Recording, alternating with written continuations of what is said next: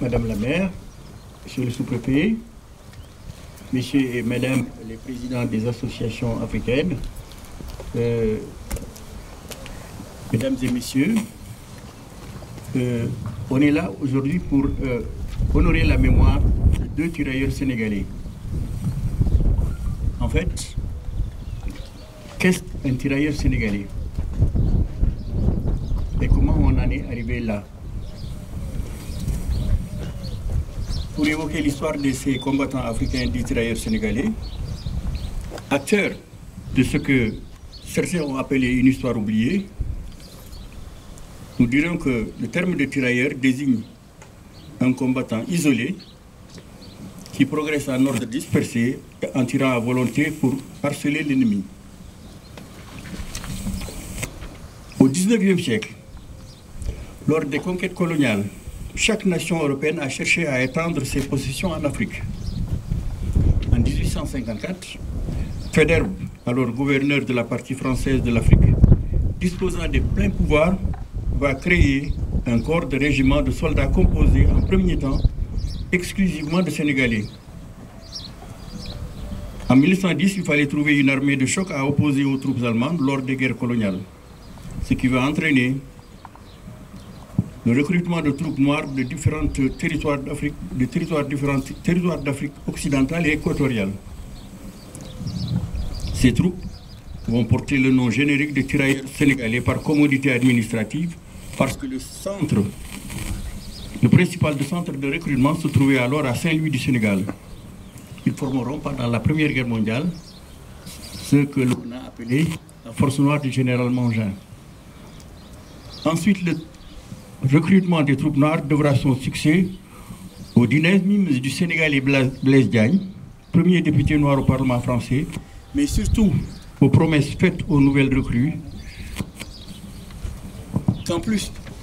d'un pécule et l'assurance d'un emploi réservé au retour, on faisait miroiter une égalité de droit, leur conférant le statut de citoyen en échange du sang versé. Le recrutement ne va cesser d'augmenter jusqu'à la Deuxième Guerre mondiale et va concerner des milliers de troupes issues de l'immense empire colonial français qui vont se jeter à corps perdu dans différents théâtres de combat au nom évocateurs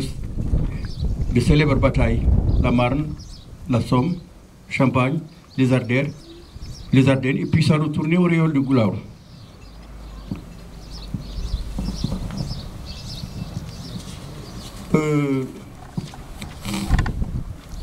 De nombreuses villes et campagnes françaises seront évacuées par les tirs allemands grâce au sacrifice de ces maquisards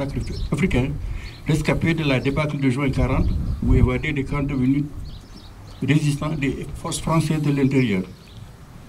Mais avant d'arriver au combat libérateur où nous l'avons vu, le rôle des combattants africains fut déterminant, penchons-nous sur une autre épopée tragique des combats de juin 40 dans l'Ouest lyonnais. Ils auront pour cadre un triangle formé par les communes de Chasselet, Les Chers et Lisieux. Les combattants africains dits tirailleurs sénégalais, opposant à une résistance héroïque, seront fusillés par les Allemands. Ils appartiennent essentiellement à la 3e compagnie du 25e régiment du tirailleurs, dont les chefs avaient reçu une mission explicite, la défense de la ville de Lyon et la protection de l'arrière des armées des Alpes. Il fallait tenir dans une ambiance quelque peu confuse, avec la déclaration du maréchal Pétain le 17 juin demandant l'arrêt des combats, l'appel du 18 juin du général de Gaulle exhortant les Français à poursuivre la guerre, alors qu'entre-temps, Lyon était déclarée ville ouverte à la demande de son maire, Édouard Herriot, président de l'Assemblée nationale.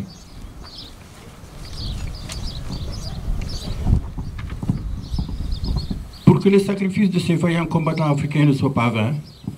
il convient que nous tous, fils et filles d'une Afrique désormais maîtresse de son destin, mais liée à la France par des liens indissolubles d'une histoire commune, vous, anciens combattants de la coloniale qui avez maintenu le souvenir de vos frères d'armes tombés au champ de l'honneur, vous, habitants de Marclot qui avez tenu à honorer la mémoire de ces combattants, nous tous qui vivons aujourd'hui dans une paix et une liberté chèrement payées par ceux dont nous nous remémorons le feu d'armes, il convient, disais-je, de prolonger dans le temps et dans l'espace